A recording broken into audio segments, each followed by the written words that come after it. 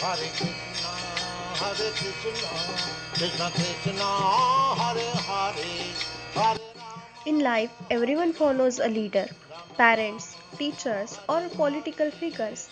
But does this bring real happiness? Srila Prabhupada explains why only following the supreme leader Krishna leads to true fulfillment. Why do ordinary leaders fail to satisfy us? Can we find happiness in following Krishna, the supreme leader? What is our duty? Our duty is to follow the leader.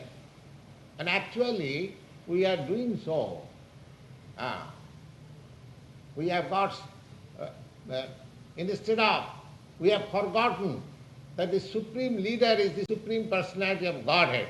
But still, for our daily activities, we create a leader. We accept some leader and follow his principle.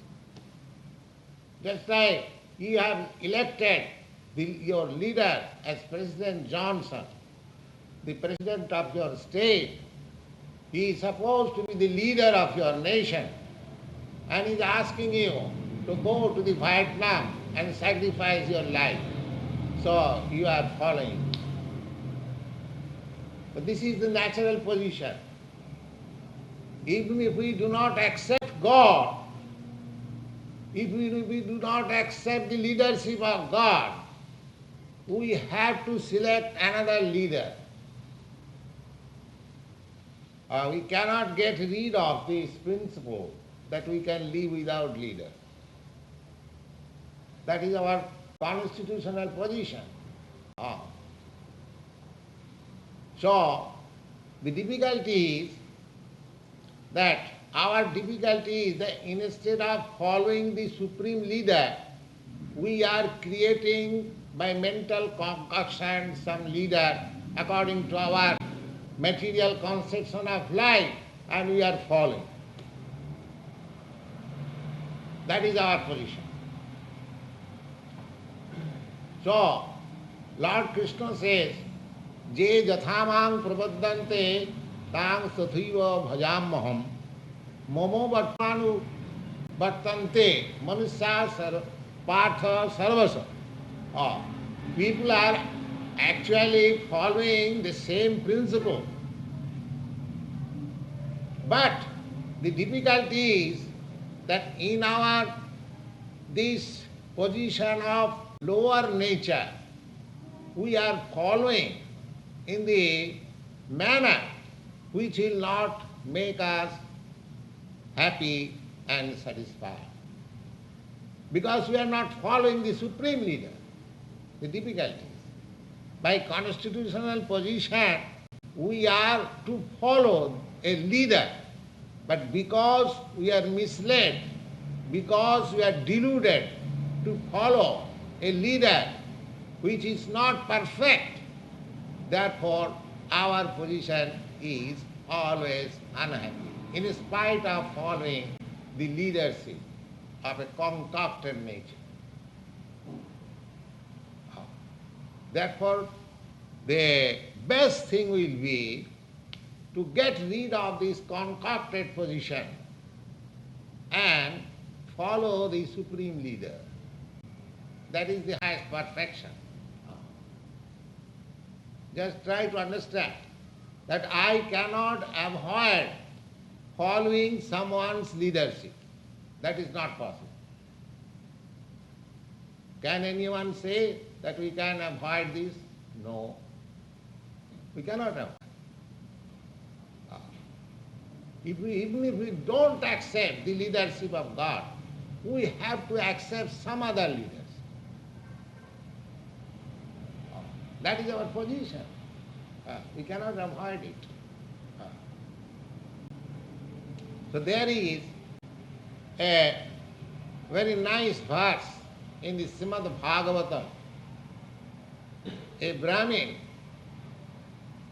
he was a family man, just like worldly man as we are. Now, Brahmins are generally expected to be highly learned and he was very learned man in Vedic literature, and when he came to his consciousness by reading all this Vedic literature, that although I am following the leadership, why I am not happy? Why I am not happy? This question should arise in the same human mind. One should think that I am following the leadership of somebody according to my position and according to my circumstances. But still I am not happy. Why? Why we select one leader? The leader should be such a leader that he shall make happy and prosperous persons who follow him. That is the question of leadership. But actually, if we think in sober mind and cool head, we can understand that although we are following leadership, maybe whatever he may be, still we are not happy. Now the Brahmin concluded that this following leadership is the following leadership of my lust. I select one leader according to my lust. Just like in political parties, there are many leaders, but I like some particular type of political pursuit. Someone likes democratic political pursuit, someone likes Congress political pursuit, someone likes communist political pursuit. So we have got different desires. So practically, if we study very minutely, then we are not following the leadership, but we are following our particular lust. I have got a particular lust within me, and when I find somebody corroborating with that particular lust, I accept him that leader. That is my position. Therefore, I do not follow anyone's leadership, but I follow my own leadership. That is the lust. I like to do something, and if somebody says, oh, yes, it is very nice, so you are my leader. If you confirm my lust, then you are my leader.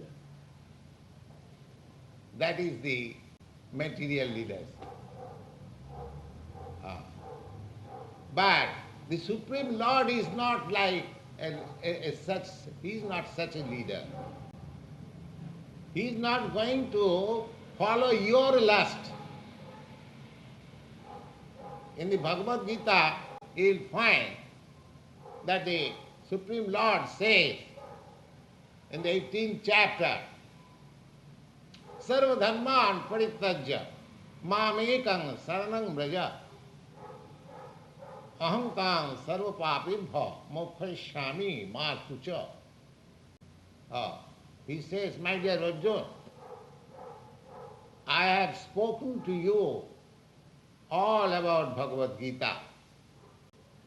I do not know whether you have understood the whole thing or not, but because you are my friend, and I love you and you love me, I say you the most confidential thing to you. And what is that? You give up everything and just follow me. You just give up all your concocted things in the mind and just become Kṛṣṇa conscious. Oh, I shall give up everything and simply I shall follow you? Yes. Oh, how can I do? I have got so many department of knowledge and department of things. How can I? No, he says, Ma sucha. Don't hesitate. Then what will be the result? The result will be ahankam sarvapapirtha mokshayami. I shall deliver you from all reactions of your sinful acts.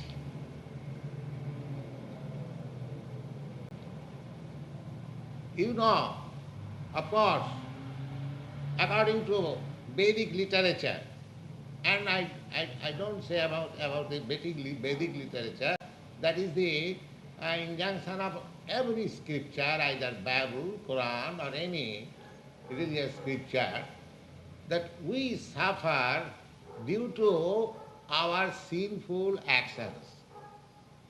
And our sinful actions are due to our ignorance. This is the cause. Now,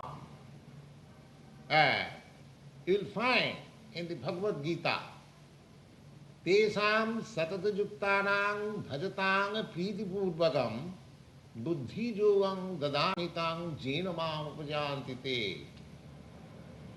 Any person who is devotedly, is attached to me and is fully Kṛṣṇa conscious, with love and faith, unto him I give dictation in such a way that he will come to me. He will come to me. How he will give me dictation? Oh, Isara sarvabhutanam niddesha arjuna tishtati. The Supreme Lord, by his plenary portion, he is situated within your heart. Ishara sarvabhutanam niddesha arjuna tishtati. That we, individual soul and the Supreme Soul, both of them are sitting in this tree of body. That is the Vedic injunction. The Veda says that two birds, just like friends, they are sitting on the same tree. One bird is eating the fruit of the tree, and the other bird is not eating the fruit, but is simply observing the activities of the other bird. This description we get from Vedic literature. The bird which is not eating the fruit of the tree, he is the super soul. And the bird which is eating the tree, eating the fruit of the tree, he is the soul, individual soul. That is we are. We are sitting in this tree of body and we are eating. This body means every one of us has got a particular body for particular type of distress or enjoyment. Every living being is responsible for his past act, and he gets a body, either human body or animal body, American body or Indian body or African body. There are different kinds of, I have several times repeated, there are 8,400,000 of different bodies. So living entity is, according to his work, he is wandering in this circle, in this cycle of different species of life. But the Supreme Lord, he is so kind and so friendly with us that he is also with us. Suppose I am sitting in this bird, as soon as I fly to another, I am sitting in this tree, and as soon as I fly to another tree, the other bird, he also follows me. He also follows me and sits again in that tree. He is so friendly. Just imagine how much kind and how much friendly is the Lord. He is always trying to call me back again to him. We are trying to non-cooperate with him. We are trying to non-cooperate. And he is trying to cooperate. He is sitting with me in the same branch. He is witnessing, he is observing, and he is waiting, simply waiting, when we shall turn my face, when I shall turn my face towards him. That is the whole thing.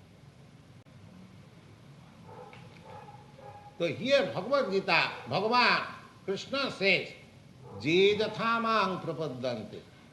He is waiting, waiting. When you shall turn, when I shall turn my face towards you. That's all. He's waiting. Just you can imagine, just like a father and a rebel child or insane child. Those who have got, of course you are all young men here, those who are elderly person, they have got experience. If their sons go wrong, how much they are anxious. How much the father is anxious to get his son back again. Back again. That is the natural instinct. And where from this instinct comes? This instinct comes from the Supreme.